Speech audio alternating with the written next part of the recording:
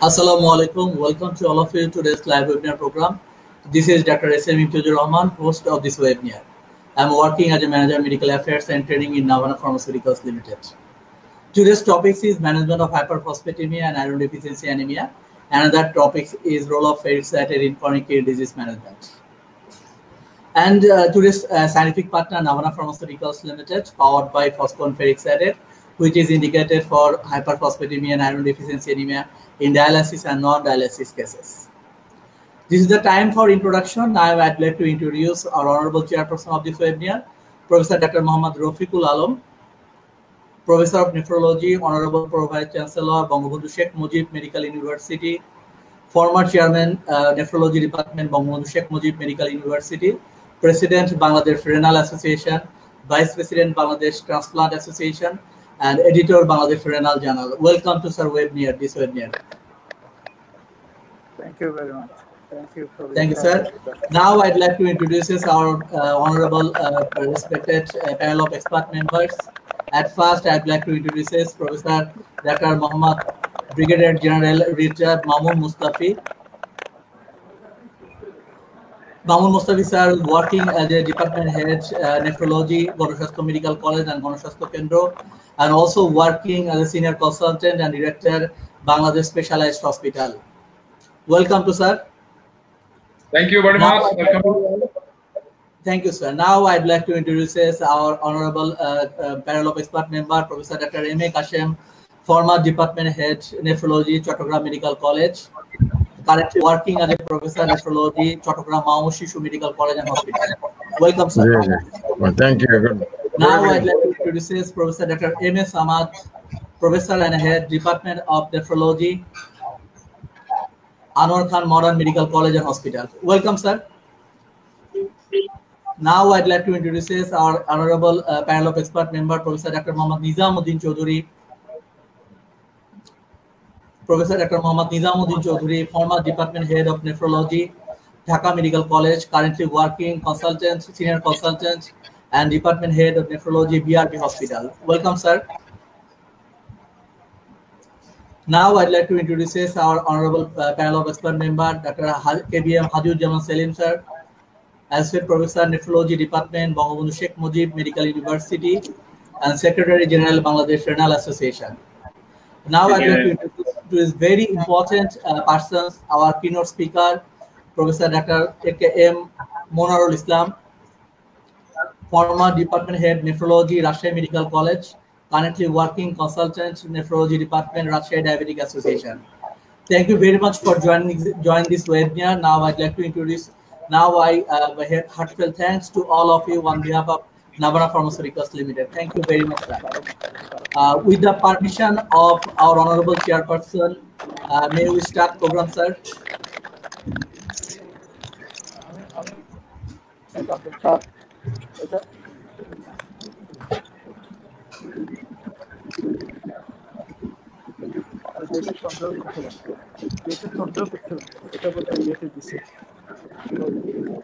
Now I'd like to introduce our Professor Dr. A.K.M. Monarul Islam to present the today's two topics: management of hyperphosphatemia and iron deficiency anemia in chronic kidney disease. Thank you very much, respected chairperson and respected panelists and dear participant. Welcome to the session. You already have heard our topics is management of hyperphosphatemia and iron deficiency anemia and chronic kidney disease. Next, please. Next.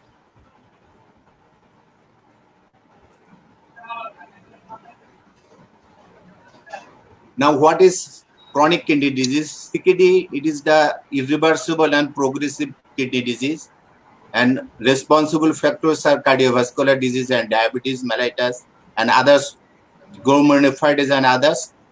Both National Kidney Foundation and KDOC classified CKD up to on the basis of glomerular filtration rate up to 5 stages, and stage 5 is, we know, less than 15 ml per minute per 1.73 square meter surface area. Next, please.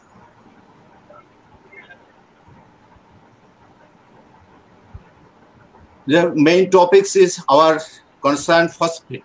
Phosphorus is the sixth most abundant element in the human body, a highly reactive substance. It occurs in nature, including in the human body as phosphate. Both phosphate and phosphorus is same nomenclature, same name, is critical for bone mineralization, cellular structure, genetic coding, and energy metabolism. Most of our total body phosphate is 1000 gram, and out of this 80 to 90% deposited in the bone. The bone is the main source and main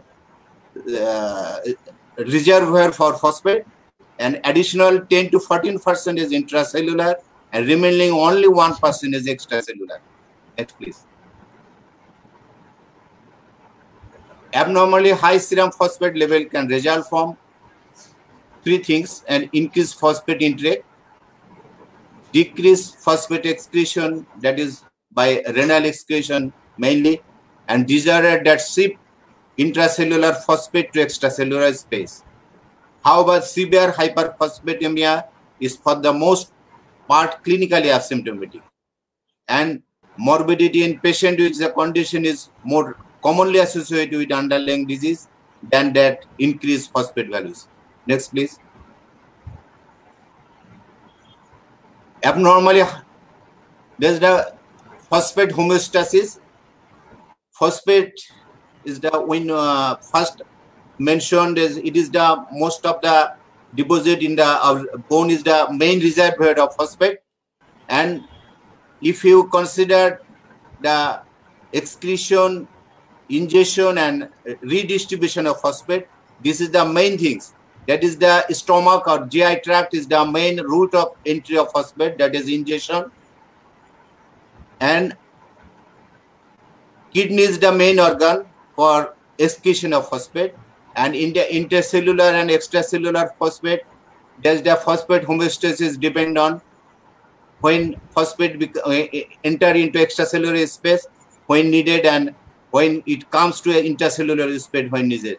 This is the homeostasis of the phosphate. Next, please. Renal regulation of phosphate, that is, we know the proximal convoluted tube, only 70% reabsorb from the renal tubules from proximal convoluted tube. Next, descending loop of Henle and collecting that. That's the more of 10 to 14% phosphate excrete from the kidney, and rest of the phosphate reabsorb from the kidney. Among the clinical presentation, typically most patients with hyperphosphatemia are asymptomatic. Signs and symptoms of acute hyperphosphatemia result from the effects of hypocalcemia, and patients occasionally reporting symptoms such as muscle cramps, tetany, and perioral numbness or tingling. That is the most of the features of tetany, is the hyperphosphatemia feature. And phosphate metabolism depending on three things: there's calcium, vitamin D, and PTS. All are accompanying the phosphate metabolism, because phosphate in isolation is not, we can expect our clinical feature. More commonly, patient reports symptoms related to the underlying cause of hyperphosphatemia, generally uremic condition, that is the CKD. If CKD is the main cause of hyperphosphatemia, that is the features of CKD like fatigue, shortness of breath, anorexia, nausea, vomiting, and sleep disturbance. And therefore, related causes of hyperphosphatemia such as history of diabetes mellitus, hypertension, that is the etiology of renal failure.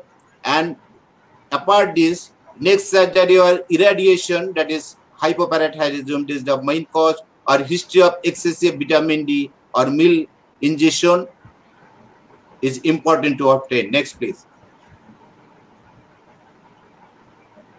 On physical examination, no aspect of physical examination are specific to our pathognomic of hyperphosphatemia. If the hyperphosphatemia is acute, especially if it is due to parenteral phosphate administration, the patient may be hypotensive or exhibit sign of hypocalcemia, such as positive trochleus or Chauveau-Stokes sign, hyperreflexemia, carpopedal spasm or seizure. That is the features of tetany. Cataract can be the ocular sign of hyperphosphatemia, but the cardiovascular, that is hypotension and heart failure, prolongation of QT interval and nervous system are the most commonly affected by the condition. Central nervous system are neuromuscular signs and symptoms in patients with hyperphosphatemia include the following, that is altered mental status, delirium, obtundation, convulsion, and seizures, etc.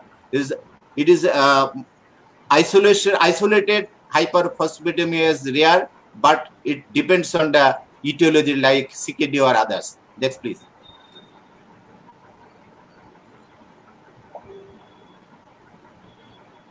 Is the hyperphosphatemia work for like clinical on laboratory workup? That's following measurement are indicated in the patient with hyperphosphatemia. That is serum phosphate level is reference range is 2.5 to 4.5 milligram per DL.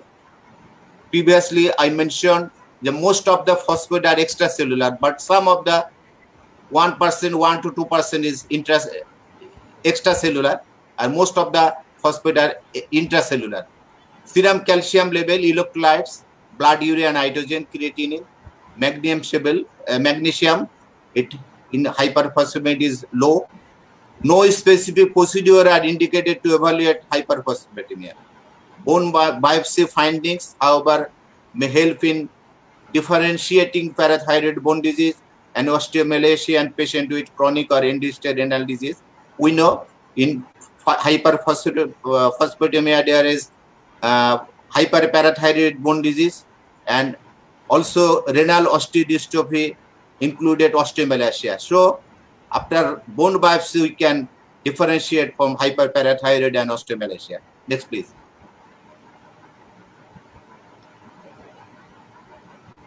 Imaging studies are not generally indicated in the evaluation of the hyperphosphatemia.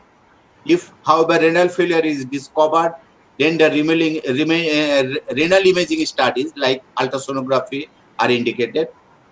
If significant secondary hyperparathyroidism due to renal failure, long bone studies may help to assess the presence of hyperparathyroid bone disease. Likewise, bone densitometry may be desirable for individual in whom significant bone loss is suggested. Bone biopsy may be helpful to differentiate parathyroid bone disease and osteomalacia, previously mentioned. Evaluation of vascular calcification is very important aspect. That is, in calcium and phosphate, commonly causes coronary arteries, peripheral vasculature, and being used increasingly, although it is still not widespread use. CT scanning is the most commonly used modality for imaging and quantitation of coronary artery calcification. This is a responsible factor, both calcium and phosphate metabolism in the vascular calcification. Next, please.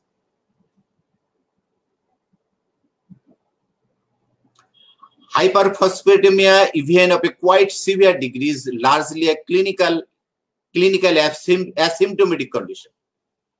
Associated morbidity most commonly result from an underlying condition than it does from the hyperphosphatemia itself. The short-term complication of hyperphosphatemia include acute hypocalcemia with possible tetany and more rarely acute deposition of calcium phosphate complexes into the joint, as well as subcutaneous tissue and other areas of the soft tissue. Acute hyperphosphatemia caused by excessive phosphosoda ingestion may result in acute renal failure and in some cases chronic kidney disease also. Next, please. Now the treatment approach, it is divided into some aspect. That is, first of all, dietary intervention, use of phosphate binders, active or and a vitamin D analog, and calcium mimetics. Three things important for management: diet, dialysis, and drugs. Diet, drugs, and dialysis in CKD patient is phosphate hyperphosphatemia management. To 2017 KDIGO guideline for key of CKD MBD labs. That is calcium. In case of calcium, avoid hypercalcemia.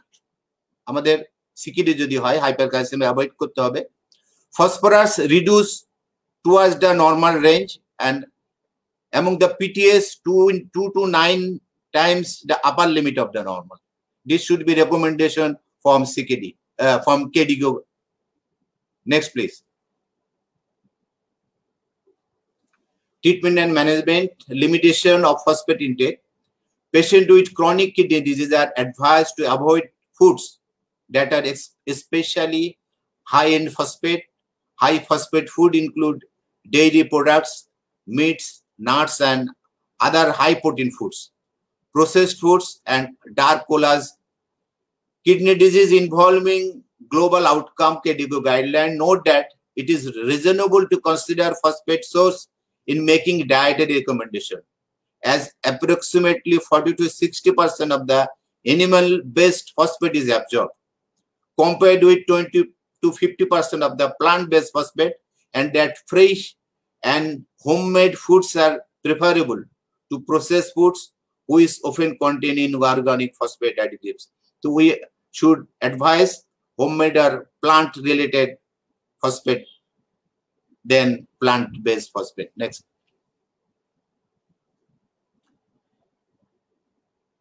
There are some medication for control of hyperphosphatemia. We all know there's the phosphate binders, and differentiated phosphate binders into two types: calcium containing phosphate binders like calcium acetate, calcium citrate, and calcium carbonate. We are commonly used these drugs.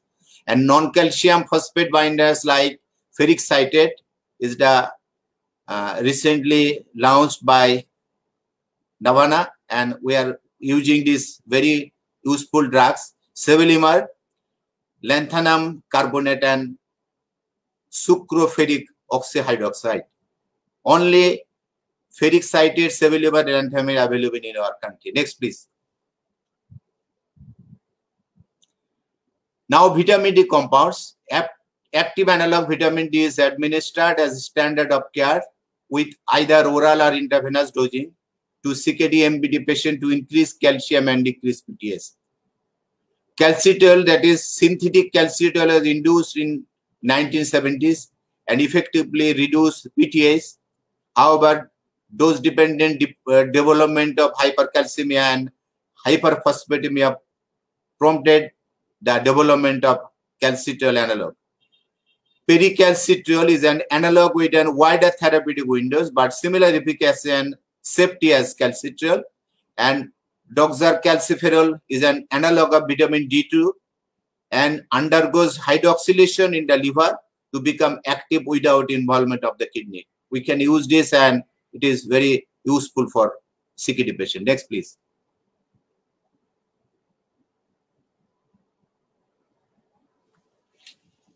Now, in highlights are in a short, that is source of high phosphorus, that is in condition like there's loss of kidney function and impaired renal excretion of the phosphorus that causes hyperphosphatemia. In the gut, dietary phosphorus absorption, if we increase intake of phosphorus, that will be cause hyperphosphatemia in case of CKD, but not in normal renal function. And bone resorption is release stored phosphorus. Like any condition, it can cause hyperphosphatemia. Treatments and limitation. In case of regular dialysis, dialyzer remove phosphorus from the blood. Dialysis remove not sufficient to reach target range. Dietary change in case of ingestion, like reduce intake of phosphorus and phosphate additives. Increased protein requirement necessitates dietary phosphorus.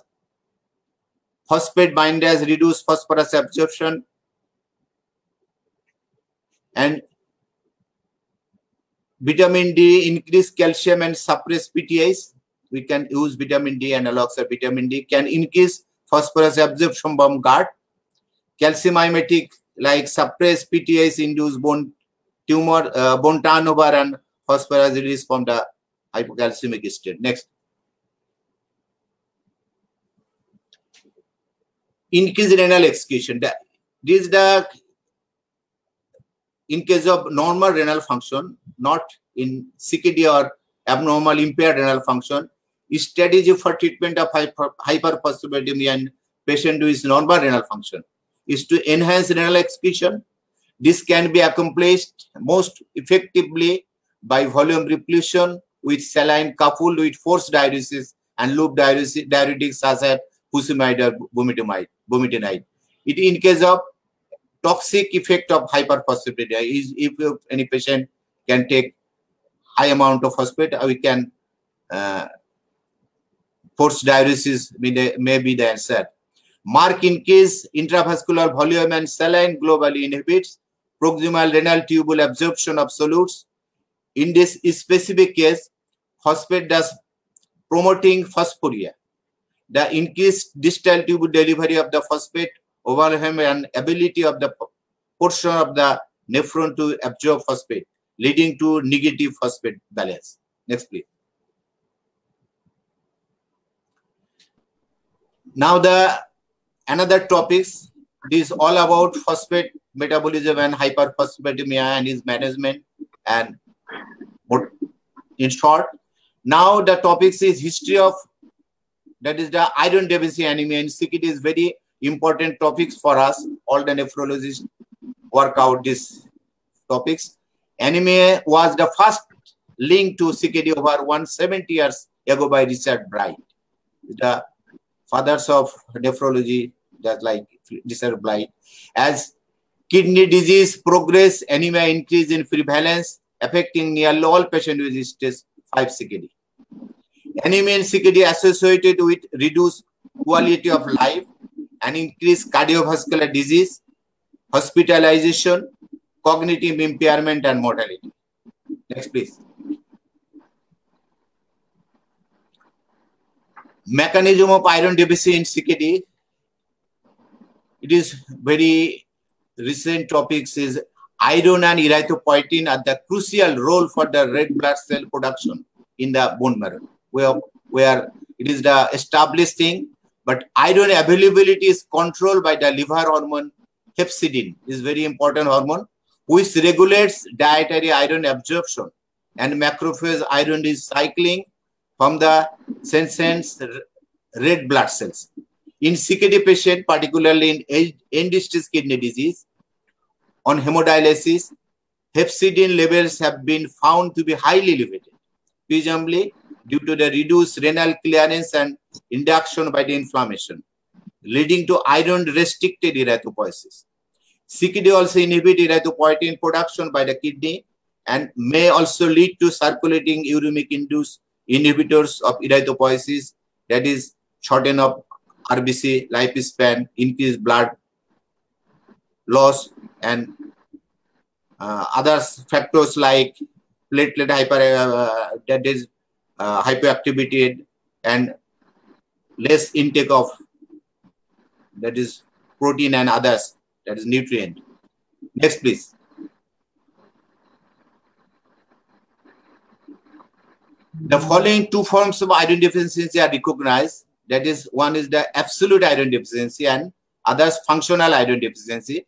Absolute means absolute is defined by the severely reduced or absent iron stored in bone marrow, liver, and spleen. But functional is defined by the normal or increased total body iron stores, which are unavailable for incorporation into erythroid, precursor for erythropoiesis. Plenty of iron, but not active form or not helpful for erythropoiesis. Functional iron deficiency is mainly due to increased level of hepcidin, which reduce the ability to recruit iron stores from reticuloendothelial cells and hepatocyte for erythropoiesis. Next, please. Diagnosis and evaluation of anemia in CKD, that is testing for anemia for CKD patients without anemia, at least annually in patient with CKD stage 3. বছরে একবার আমাদের পরীক্ষা অবশ্যই আমরা করি সব সময় CKD পেশেন্টের, বাট এটা CKD that is anemia কারণ টাইপ এগুলা বের করার জন্য অবশ্যই করতে হবে CKD3 at least twice per year in patient with CKD 4 to 5 non-dialytic patient, at least every 3 months in patient with CKD 5 hemodialysis and peritoneal dialysis patient. For CKD patient with anemia not being treated with an erythropoiesis stimulating agent, at least every 3 months in patient with CKD 3 to 5 non-dialytic patient and CKD 5 peritoneal dialysis patient. At least monthly in patient with CKD 5 hemodialysis on hemodialysis. Next, please. In KDIGO guideline, the CKD anemia may occur at early stages, that is stage 2 and 3 of the KDIGO guidelines. The hemoglobin level decreases when the estimated glomerular filtration rate is around 70 ml per minute per 1.73 square meter in men and also in female 50 ml per minute.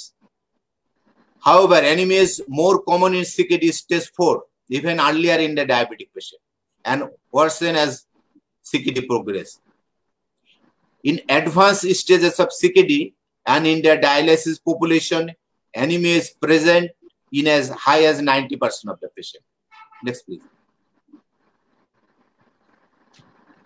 We suggest that in patient with hyperphosphatemia, calcitriol or another vitamin D steroid be reduced or stopped. This is the KDIGO MBD recommendation in 2019. This is most recent. We suggest that in patient with hypocalcemia, calcium mimetic be reduced or stopped depending on severity, concomitant medications, and clinical signs and symptoms. We suggest that if the intact PTH level fall below 2 times the upper limit of the normal for the assay, calcitriol, vitamin D analogs, and or calcium mimetic be reduced or stopped. Next, please. The anemia associated with CKD is usually normocytic and normochromic, and without iron deficiency, that is ferritin more than 100 nanogram per ml, and transparent saturation index more than 30%, TSAT. If other parameters are found to be abnormal, other causes of anemia should be suspected. It should be kept in mind that diagnosis of the renal anemia is a diagnosis by exclusion. That is, when a patient has CKD and anemia and other causes have been excluded. আমাদের এই জিনিসটা খুব important, কারণ CKD is the normocytic normochromic anemia and other causes like microcytic, hypochromic, macrocytic by laboratory workup. Next, please. This is the flow chart workup algorithm in referral nephrology of patient with anemia and renal origin. Patient with hemoglobin less than 13 gram per dl if male, or hemoglobin less than 12 gram per dl in female, and CKD estimated GFR that is less than 60 ml per minute. Complete hematologic evaluation is needed.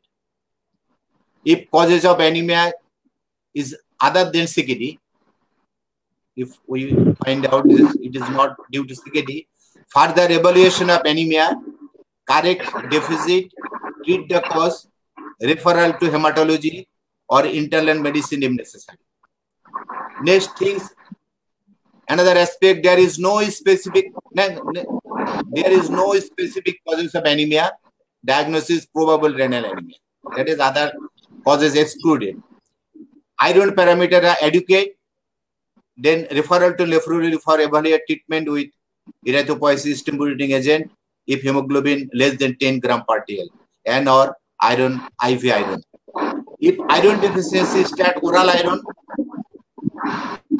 If after start oral iron, no correction of the iron deficit in 3 months, evaluate GI printing losses and consider referral to the hospital for IV iron therapy. And if not corrected, correction of iron deficiency by still anemic, that is hemoglobin less than 10 gram per dl. Next, please. Next, the investigation for diagnosis of anemia or causes of anemia. In patient with CKD and anemia, regardless the age and CKD stage, include the following test in initial evaluation of the anemia, that is complete blood count with blood film. The study of blood film is very important. Hemoglobin concentration, white blood cell count, platelet count, absolute reticulocyte count, serum ferritin level, serum transferrin saturation TSAT, and also serum vitamin 12 and folate levels. Next, please. Use of iron to treat anemia in CKD.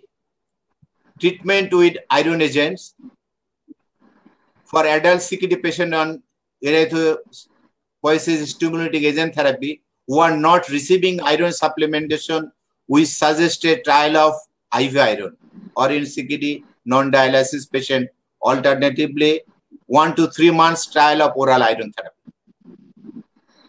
An increase in hemoglobin concentration or decrease in erythropoiesis stimulating agent dose is desired, and TSAT is less than 30% and ferritin less than 500 nanogram per ml.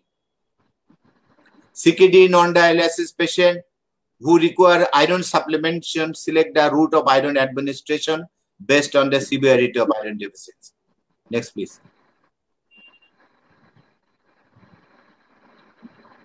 Next, the iron status evaluation. Evaluate iron status, that is TSAT and ferritin, at least every 3 months during erythropoiesis stimulating agent therapy, including the decision to start or continue iron therapy.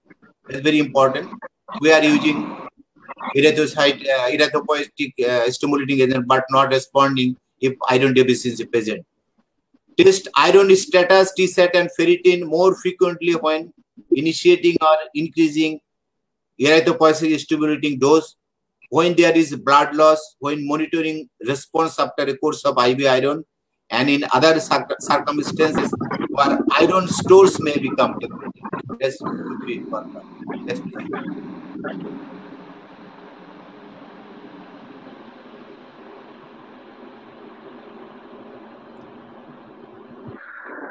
For adult CKD non-dialytic patient with hemoglobin concentration more than 10 gram per dl, we suggest that erythropoiesis stimulating agent therapy not be initiated.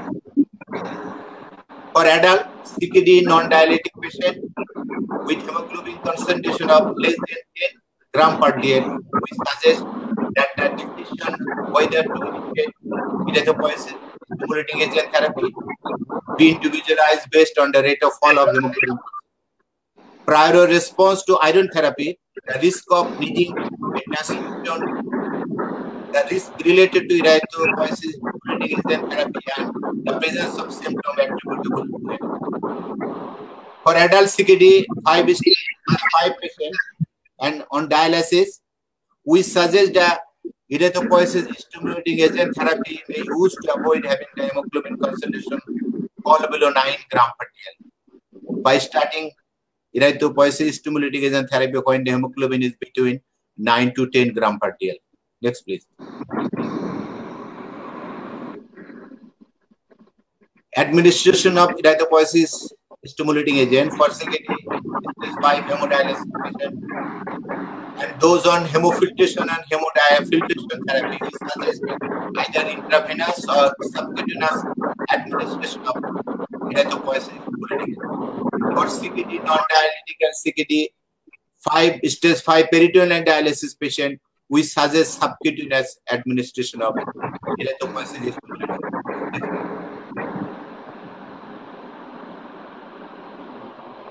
Treatment of iron deficiency anemia in dialysis CKD stage 5. CKD patients who are treated with dialysis are especially vulnerable to iron deficiency anemia. Sorry. Due to blood retained in the dialysis machine and tubules are also lost.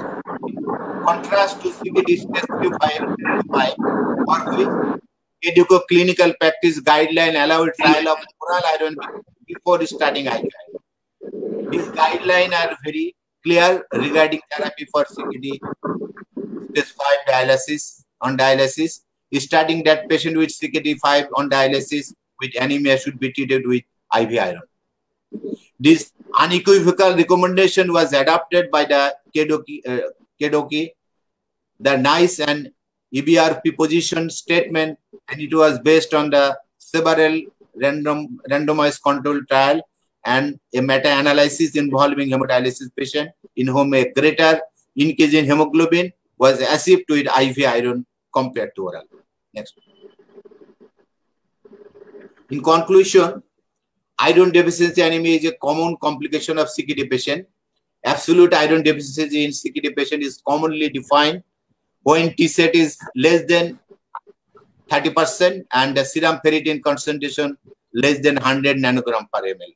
Among pre-dialysis and peritoneal dialysis patient or less than 200 nanogram per ml among hemodialysis patient. Guidelines suggest treatment with IV iron in patients on dialysis and either IV iron or a trial with oral and then IV iron in non-CKD patient. This is based on RCT and meta-analysis demonstrating efficacy with IV iron in terms of the hemopoietic response and safety. And oral iron is not absorbed properly and the patient is anorexic nausea, so IV iron is the best option, I think. Ferric cited. Next, before please. Ferric cited is an iron containing phosphate binder that has been shown to effectively decrease serum phosphate, increase hemoglobin and replete iron esters in patients with chronic kidney disease. Intestinal absorption of iron from ferric cited result in increase in serum iron, ferritin and transparent saturation, effect that occurs even over 12 to 24 weeks and subsequently as a result, use of erythropoiesis stimulating agent and intravenous iron is reduced significantly and clinical trial in patients receiving hemodialysis. The majority of subjects who are able to discontinue intravenous iron use completely. 1 year safety data have indicated that ferric cited treated subjects have reduced rates of hospitalization and reduce serious adverse events related to gastrointestinal, infectious, and cardiovascular cause. Next. Next, please. Yes, thanks. Thank you all for patient sharing. Thank you very much, Professor Manohar, for your very illuminating presentations. I will give some comments possibly later on, but I have to do something. Let me invite Dr. S.M. Imtazur Rahman, Manager, Medical Affairs and Training of Navana Pharma. He will present a very nice paper on role of ferric citrate in the management of chronic kidney disease. Ladies and gentlemen, it is now Dr. S.M. Imtazur Rahman. Thank you.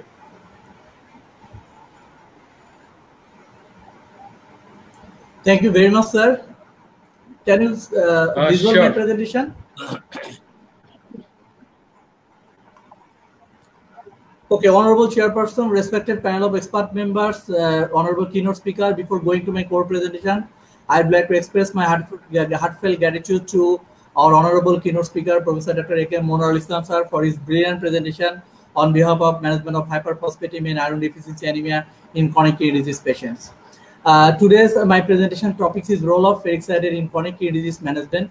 This is a very much crucial topics actually I want to show because lots of patients are suffering in chronic kidney disease in worldwide, and approximately 800 people those are suffering and chronic kidney disease. So let's see the presentation. As you know, International Society of Nephrology is working for closing the gaps, and chronic kidney disease is a global health issue. And ISN is dedicated to closing the gaps in access to care. And kidney disease is increasingly acknowledged as a public health problem, a risk multiple for many other conditions as a comorbid factor in cardiovascular disease, diabetes mellitus, and infection also happen.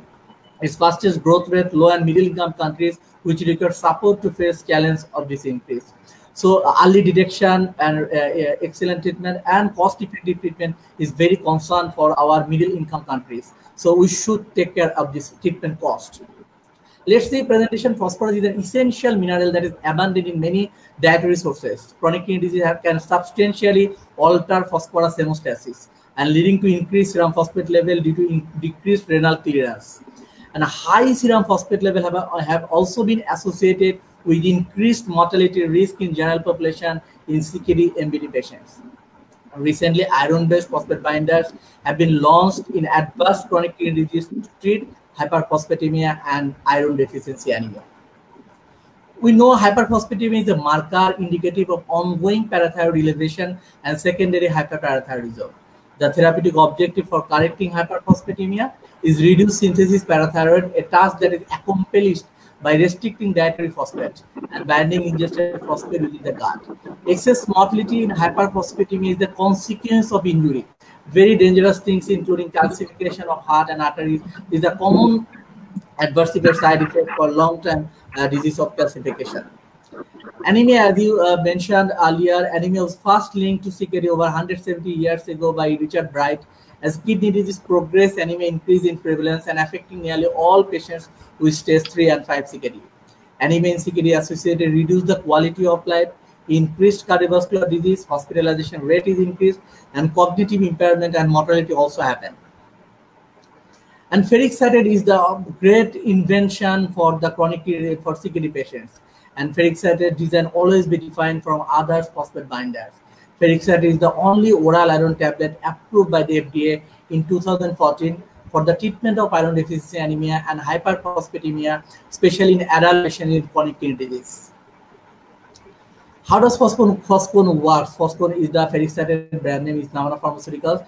Ferric citrate works in dual way, it's phosphate management as well as iron deficiency anemia correction. At first, I want to share phosphate management.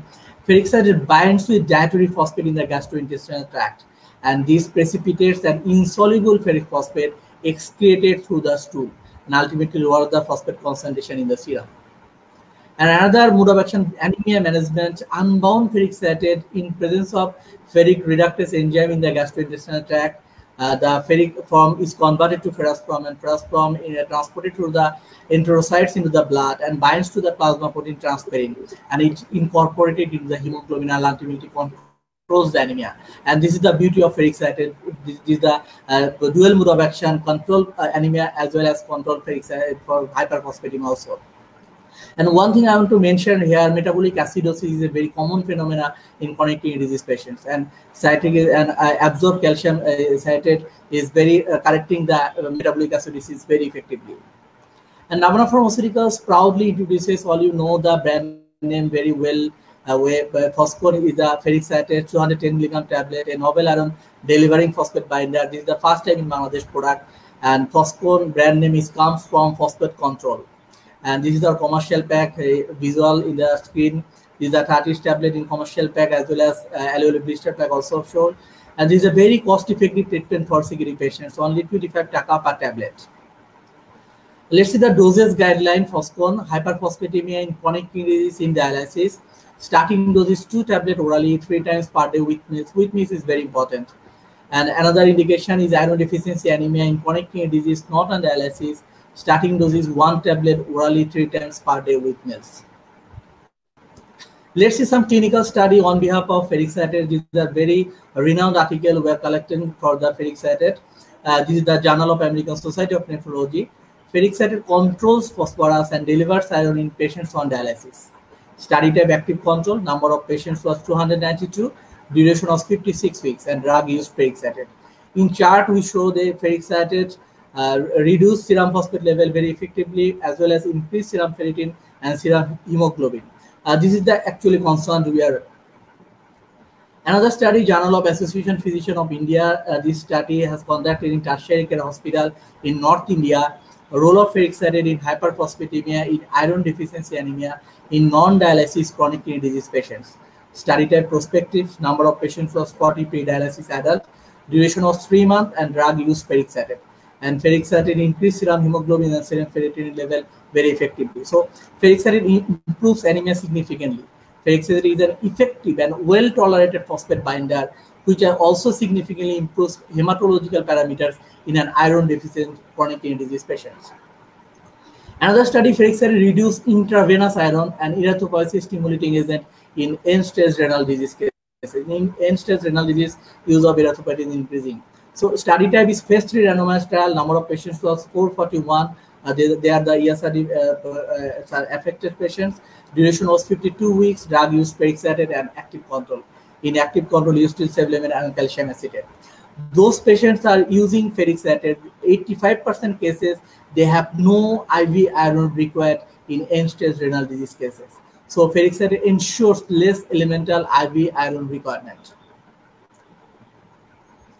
This is the very renowned study, nephrology dialysis transplantation, JTT 751. This study has conducted in Japan, and this is the head-to-head study in between sevelamer and ferric citrate and in hemodialysis patients. Study type is multi-center. Number of patients was 230, and duration was 2 weeks. And drug used ferric citrate and sevelamer. Ferric citrate reduced serum phosphate level very effectively, and increased serum hemoglobin and serum ferritin level. Sevelamer only reduce ferric in phosphate level, but we know that sevelamer has no effect to increase the level of serum hemoglobin and serum ferritin. This is the limitation of sevelamer. And another study is fibrous growth factor, effect of ferric citrate on fibrous growth factor 23 in non-dialysis CKD patients. Randomized trial, number of patients was 117, duration was 16 weeks, drug used ferric citrate.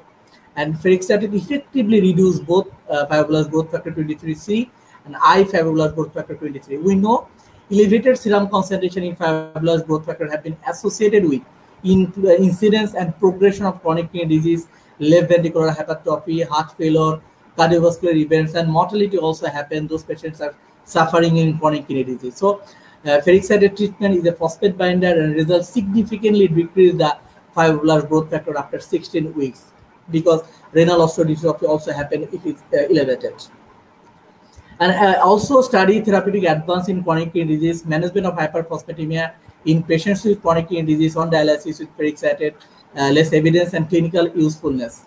Ferric citrate has also been shown in several studies to diminish the need for intravenous iron treatment and to reduce the requirement of erythropoietin.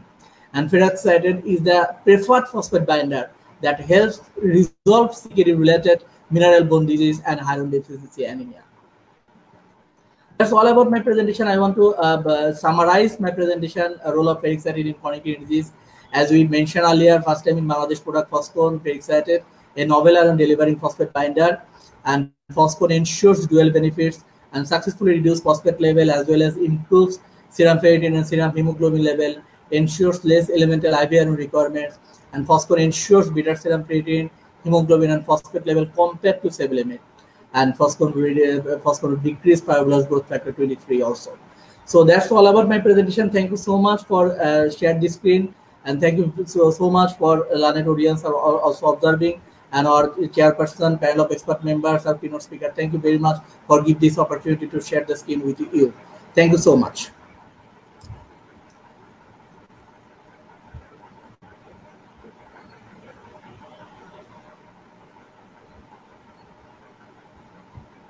Professor Rafiq sir. Thank you very much, sir. Now, this is the comment and answering session. Now, I'd like to request Professor Dr. KBM Hadiuzzaman sir. I want to know picture showing Nizamuddin Chaudhary sir, Hadiuzzaman sir, and KBM Hadiuzzaman sir in click double way.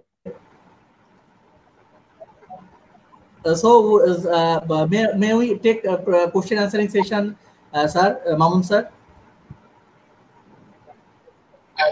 At first, I'd like to request to Adhyabhak Dr. M.A. Kashem sir to comments on management of hyperphosphatemia as well as ferric citrate. Please, your comments, please.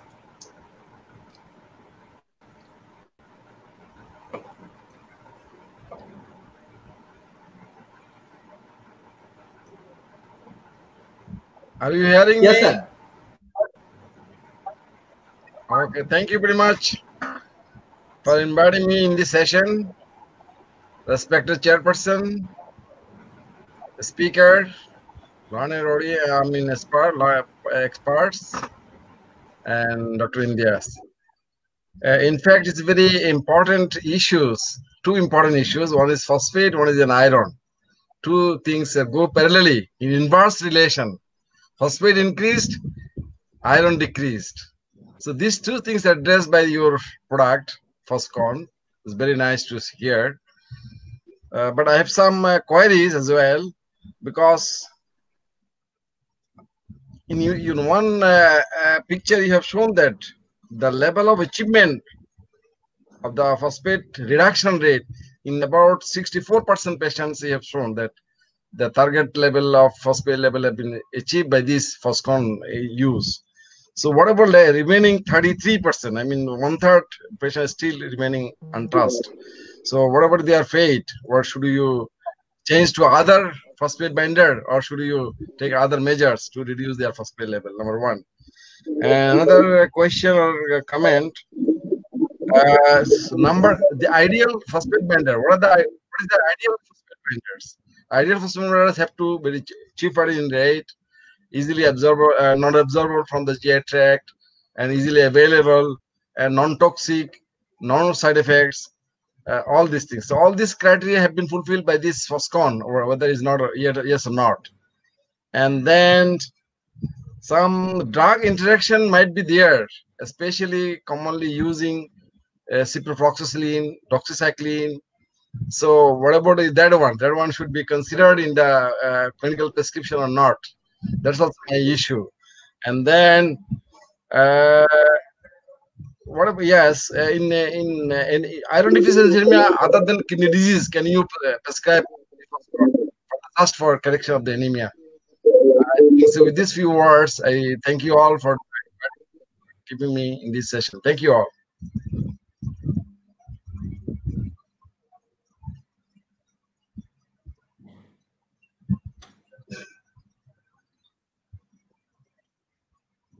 I cannot hear. You cannot hear.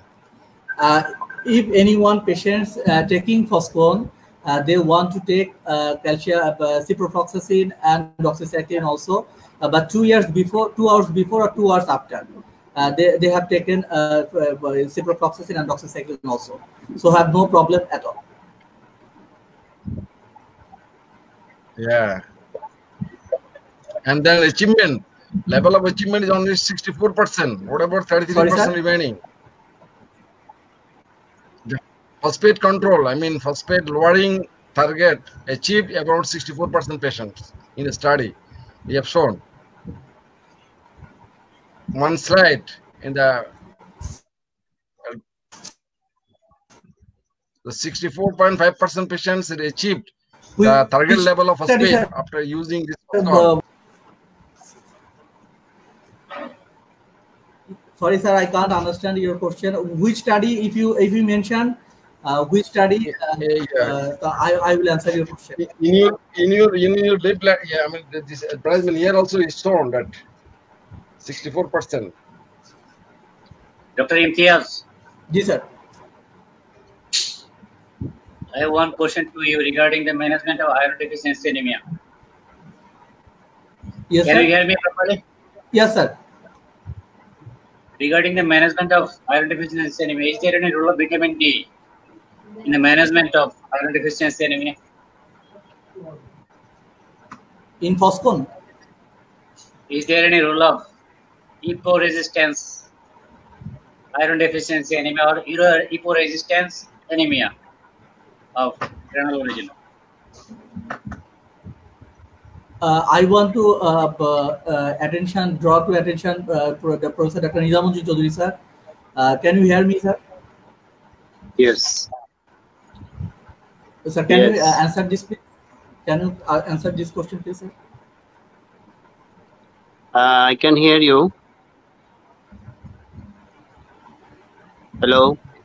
Sir, you can proceed, sir. Thank you, Professor A.K.M. Manohar Islam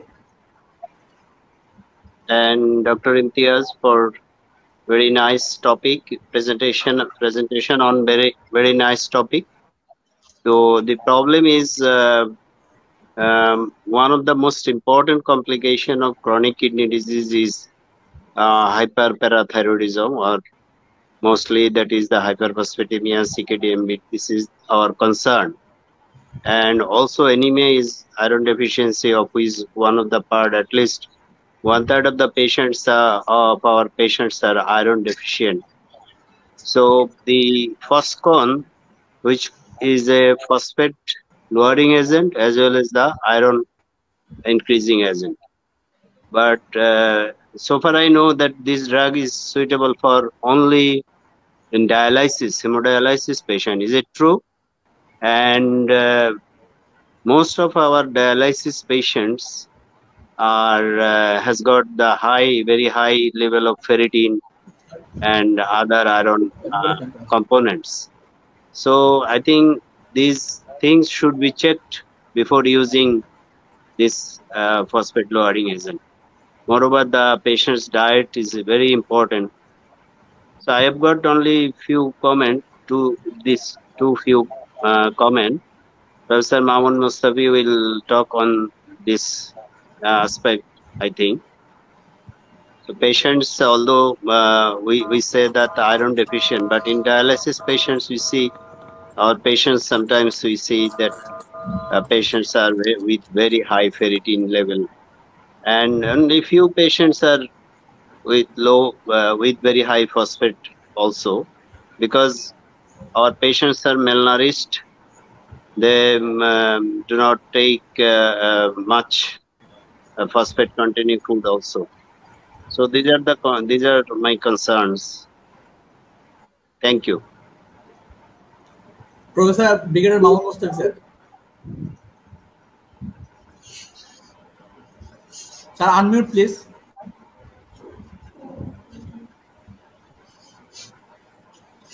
If Professor Rafiqul Alam is not, Rafiq bhai, apni ke achen? I will join Kollam. You can continue on my behalf, please. হ্যাঁ আপনি যদি থাকেন তাহলে তো আমি পরে, না থাকলে পরে বলবো, আর থাকলে আমি বলে ফেলি। হ্যাঁ বলে ফেলেন স্যার। আপনি কন্টিনিউ করেন on my behalf. In fact, the presentation is very informative. Both the presentators presented very nicely, and there are a lot of informations, in fact packed up with informations. But few things are there. The patients who in the present days, there are a lot of patients we do come across whose ferritin level are quite high, especially in the dialysis patients. And also in the COVID era, there are huge number of patients who do have a high ferritin level. So in these situations, a phosphate level binder who will increase the ferric level in our circulation will be definitely is not a good one. But so in that situation, if the hyperphosphatemia is there, we should look for any other cause of increased ferritin level. If there is an obvious reason like corona or something like that, any other infection, any phase reactant, then we should correct that. Then the ferritin should be re-evaluated, and then Foscon can be added. Right. Regarding the use of erythropoiesis-resistant anemia in CKD patients, there is also a lot of reasons of erythropoietic agents failure. So in that situation, we have to evaluate first what is the cause of failure. Then if there is an iron deficiency, we will treat iron deficiency. If there is an infection, we will treat infection. And if there is low dose, we will treat the low dose. Or if it is not effective, then we can switch back to any other agents like roxadustat, which is not available in our country. So my concern is that if there is low ferritin level, and if there is hyperphosphatemia, we can use Foscon. That is the message of this day. But one concern for all nephrologists, that the cost of Foscon is quite high. Most of our patients who come from the lower income or middle income group, so it is very difficult for them to afford 3 tablets of Foscon in a day. So my request to the producers, that if the cost can be reduced further, and the drugs which is a bit less available in the market, it can be patronized in a good amount of time. Thank you very much. Thank you all. Thank you, sir. Now I'd like to draw attention Professor Dr. A.K. Monarul Islam, sir.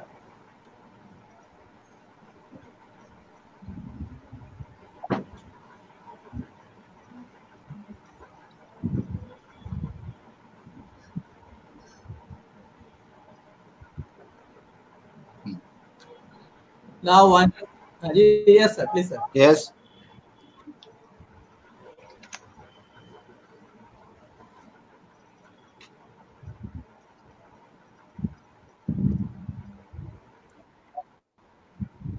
On raised today's presentation is two things, that is hyperphosphatemia and in management, and renal anemia and iron deficiency and use of phosphate binders like ferric cited iron containing phosphate binders. In my lecture, I show that there are two types of iron deficiency. One is the primary, that is the true iron deficiency, and that is refractory iron deficiency. And in case of true iron deficiency, iron therapy is for control of anemia and as well as using of erythropoiesis stimulating agent, and either in the form of oral or IV. It is judgment of physician or nephrologist. But in case of secondary or refractory iron overload, like any inflammatory condition, other things, Professor Mamun Mustafi nicely mentioned that in that case, if active cause is diagnosed, then we should treat that cause, and if after treatment, if serum ferritin level low down, or we can use phosphate binders or also others. So this is important and clear-cut message. That is the hyperphosphatemia is the important things like CKD, and hyperphosphatemia along with hypocalcemia, disease and PTH, interrelated things that are related, and we should think control of all these things for phosphate, control of hyperparathyroid like that. So, thank you very much. Okay, thank you, sir. Now I'd like to draw attention Dr. KBM Hadiujaman Selim, sir, to comments on two topics as well as hyperphosphatemia and ferric cited. Thank you very much, Dr. Imtiaz, and the pharmaceuticals who have arranged this presentation program for our knowledge regarding the management of anemia and management of hyperphosphatemia. And as well as I have to congratulate those who are participating as 12 experts, Professor and Chairman of Nephrology, Professor Karal sir, as his presence here, Chairman of the session, and other professors, respected teachers, Professor Dr. Mamun Mustafi, Professor Mikashim sir, Professor Jamuddin sir, Professor A.K. Monarul Islam. And moreover, I have to give very good thanks for Professor A.K. Monarul Islam, as he has participated and make this session very acceptable and very nice presentation for his timely presentation regarding the management of hyperphosphatemia. He told very nicely, as well as Dr. Mamun Mustafi also mentioned very nicely. First of all, we have to manage the conditions where there is levels of hyperphosphatemia. We have to treat it. If there is hyperparathyroidism, if there is any sort of infection, if there is hemoglobin practice, first of all, we have to treat that conditions. Then we can easily manage the other conditions, that is EPO resistance, causes of EPO resistance, anemia, easily can be managed as well as hyperphosphatemia. So it's a very good timely presentation and very good topics for our nephrologists, those who are practicing abroad and in the country. And last of all, my thanks to the organizers as well as teachers, those who are participating in this program. And last of all, my thanks going to Dr. Imtiaz, as he has arranged and giving very valuable time. Each and every time he is knocking me to make this program very effective. Thank you very much. Thank you very much, sir. Sir, I have a question to you. What about the option in ferric sulfate to CKD patients? Because this is a very new drug. This is the very important drug also. So it's a phosphate binder. So what's your opinion about ferric sulfate? I cannot go through your question. So what about your comments about ferric sulfate? Yes, sir already had mentioned that the price of this product is very expensive. So if it is going to take 3 tablets in a day, it's very costly. As well as other drugs like we are going to manage hyperphosphatemia with 7-11 hydrochloride. That is also very expensive for the patients. So if it is also expensive, so patients are also not able to take these drugs. So if it is within our very reach for the people, for the patients, those who are, moreover, we have to say patients those who are getting treatment for CKD, they are already been lost their properties and monies. So moreover, if we are going to manage only this anemia and hyperparathyroidism to treat the hyperphosphatemia, this kind of expensive management is very difficult for them to bear. So it is my suggestion and it is my request to the pharmaceuticals, if is there any ample scope to make this price to make reachable to the poor patients. That is my suggestion. Thank you very much. Thank you very much, sir, for your suggestion. Correct. Rightly mentioned, but ferric sulfate is per tablet is 25 taka per tablet, whereas sevelamer is 65 and more than 65. And also, when patients are taking sevelamer, they also take iron preparation, and also pill burden also happen. Whereas ferric sulfate only 3 tablets per day, and it's 25 taka, it's 75 taka in a day. So it's a huge cost those patients are taking sevelamer, and it's a very minimum cost and very cost effective. We have raw material source and other sources. Is the 25 taka is very, very common. But if we have a scope to reduce the price, if the reduce the raw material source or other things, we can recheck obviously. Thank you very much for your concern, sir. Now I'd like to request Professor Dr. Brigadier Mamun Mustafi, sir, for your comments on this presentation, as well as hyperphosphatemia, as well as Foscon. Already you experienced about Foscon ferric sulfate. So tell about your experience also. Thank you, Dr. Imtiaz again. I enjoyed the presentations today. Your presentations and Manor Bhai presentation was excellent. Possibly all the audience has been enjoying this session like me. Besides these presentations, I have got some small comments regarding the diet in phosphate hyperphosphatemia. Because in many situations, almost in every situations, in a CKD patients, whenever come to us, many of us give a long list of diet which contains that everything the patient has to sacrifice. So in fact, the diet of a CKD patient depends upon his phosphate level, his iron level, his potassium level, his calcium level, his uric acid level, and albumin level. So to request to my junior colleagues, junior nephrologists, that we should pinpoint that which of these dietary elements are reduced or high. So if the phosphate is high, then we have to aspire only the phosphate reducing drugs. If the uric acid is high, we will reduce only uric acid. But if the miser is that if the phosphate level is high, the patient has to sacrifice everything. All meat, all seed, even all vegetables, and the dairy products, and the Coca-Cola, what not, all whole grains. The patient has what he will eat. So before as prescribing the diet, we should pinpoint which of the elements of the diet is abnormal. So today's presentation, as I already said, if the ferric acid is low, if the phosphate level is low, the Fosfocon is a good choice. Only obstacle is 75 taka per day. Many of our patients cannot afford 75 per day. We do advise sevelamer only those who can afford money. We do not advise sevelamer to all the patients. We advise only those who can. So we'll choose about to sevelamer if it is a bit cheaper then. Thank you very much. Allah Hafiz. Thank you so much, sir. So not the end of the session. We are trying to include one thing.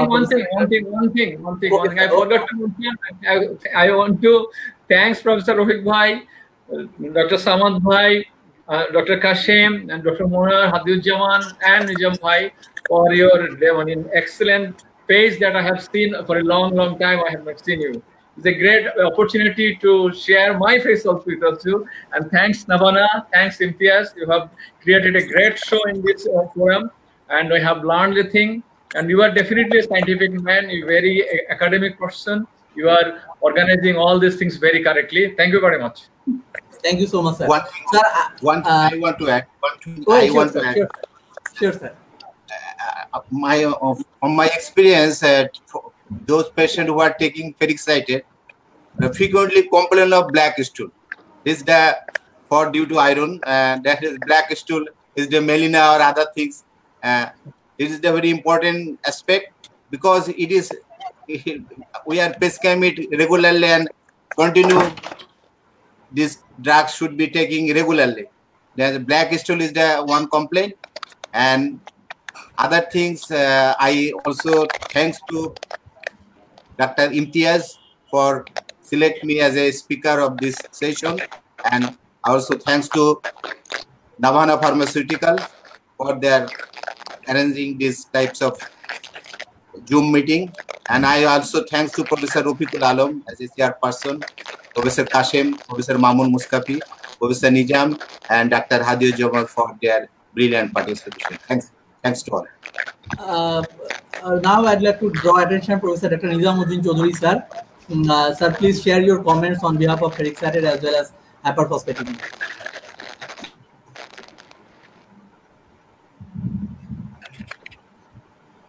Excuse me. Yes, sir.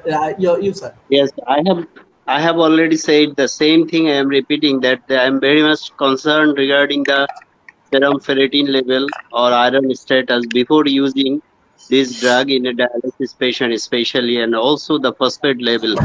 As Professor Mamun Mustafi said, these two things, emphasized on these two things. I am also concerned very much with these points. And another issue is regarding the cost, as already discussed. So thank you very much, Dr. Manwar, AKM Manwar Islam, Professor Manwar Islam, and as well as Dr. Imtiaz for your discussion on a very nice topic. And I like to hear something from Professor Muhammad Rafiqul Alam, sir. Yes, sir. Thank you. Rafiqul Alam, sir, can you hear me? Thank you, Dr. Imtiaz. I'm very sorry that I could not be with you all the time because I was busy with some official assignment. But with some interruption, I enjoyed the lecture of Professor Manar Islam. This is very extensive, covering all the aspects of.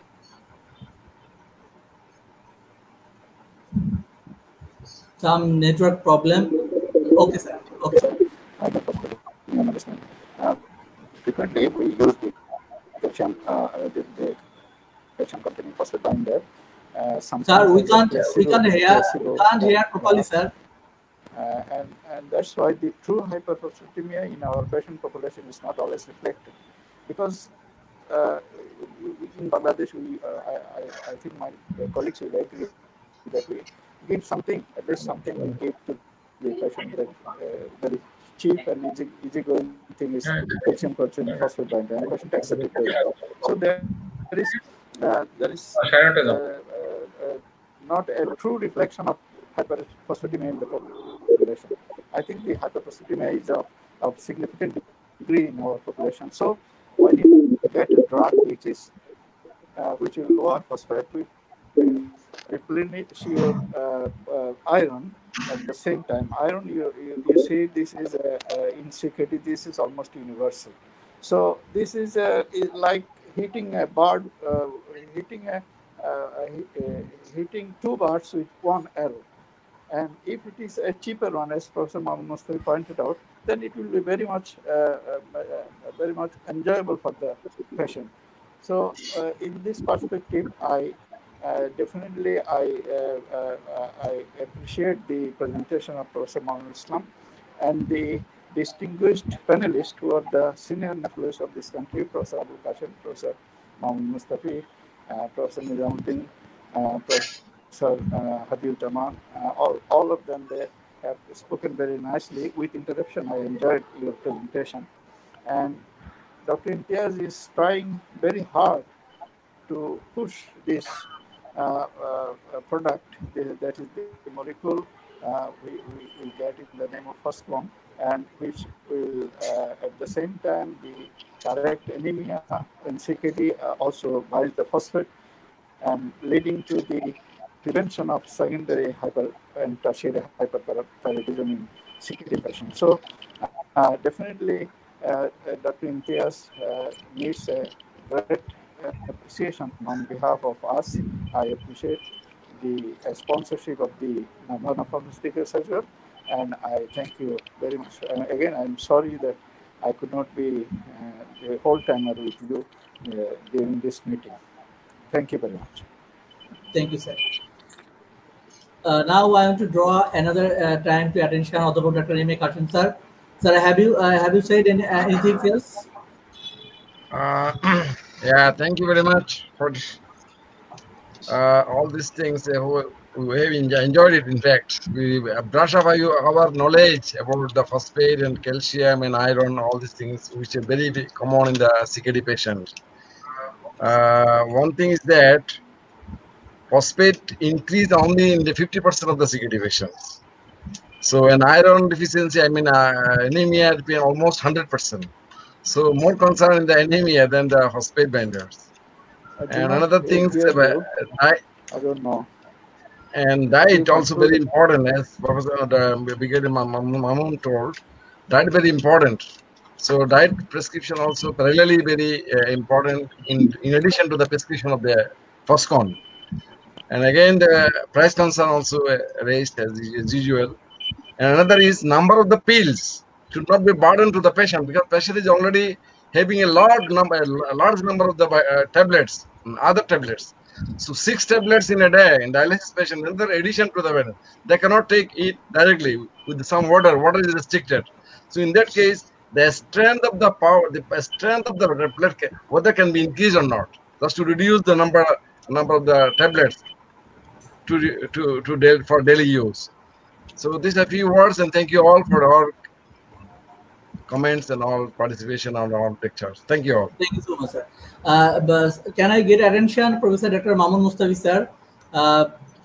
Vascular calcification is a common phenomenon. Those are patients long time using calcium acetate in CKD patients. So what is your suggestion to overcome the vascular calcification in these cases?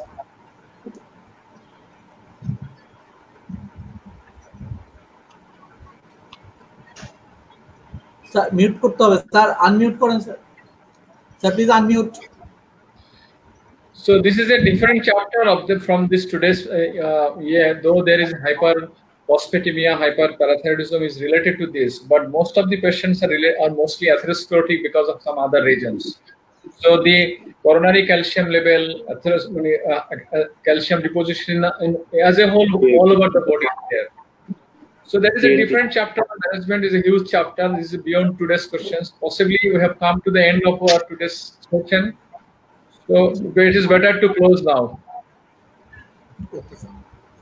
Okay, well, we have a short overview on all panel of expert member for closing session. And a vote of thanks, Dr. KBM Hajizzaman sir at first, for say few words about closing the session. Thank you very much, Dr. Imtiaz, for arranging such kind of very good presentation for our engaging knowledge, as well as during this pandemic time we can see each other for a long time. There is no conference scientific session. Even though by this time I think at least with this 6 or 7 months of period, at least 3 or 4 times we can meet outside the country. So these things we are missing as because of the corona. So for arranging such kind of this webinar, at least we can see each other, our professors from Chittagong, our Professor Dr. Monor from Rajshahi, Professor Mamun Mustafi sir, he is from Cantonment. We are not able to see them very frequently, and as well as we are not able to call the program for this Bangladesh Renal Association. There is no meeting for a long time, so we are not able to see each other, no very close to each other, and no dishes also. So arranging such kind of this scientific session, we are at least able to see each other, as well as this increasing our knowledge.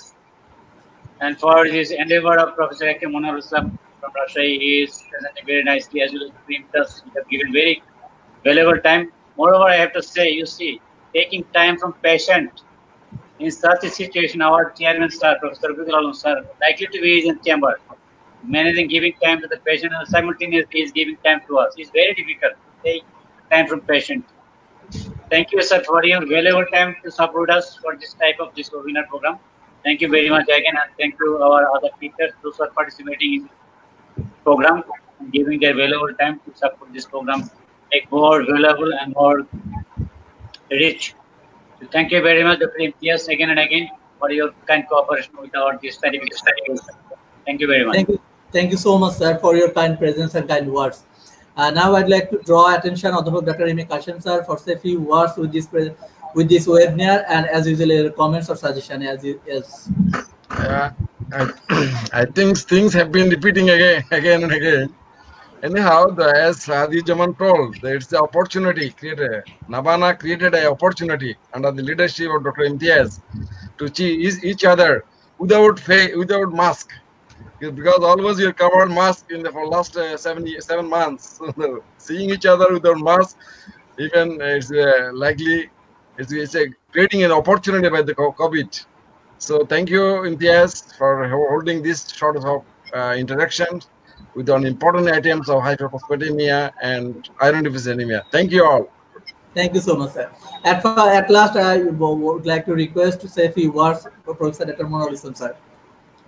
Yes, thank you, Dr. Imtiaz. I also state that thank you for accepting select me as a speaker of this session, and I also thanks to Navana Pharmaceutical and all the panel member and chairperson Professor Rafiqul Alam and all the panelists of this session. I thanks to all and become a part of future this type of meeting in like regarding any topics. If we participate in future, we'll be very much enlightened. Thanks to Dr. Thank you so much. Thanks. Thank you so much, sir, for your excellent presentation and active participation also. And on behalf of Navana Pharmaceuticals, I'd like to thanks for your valuable time to share knowledge for young nephrologists, as well as so many doctors those are practicing in nephrology field. So it's a very great time to share knowledge and views. Your comments and suggestions help them.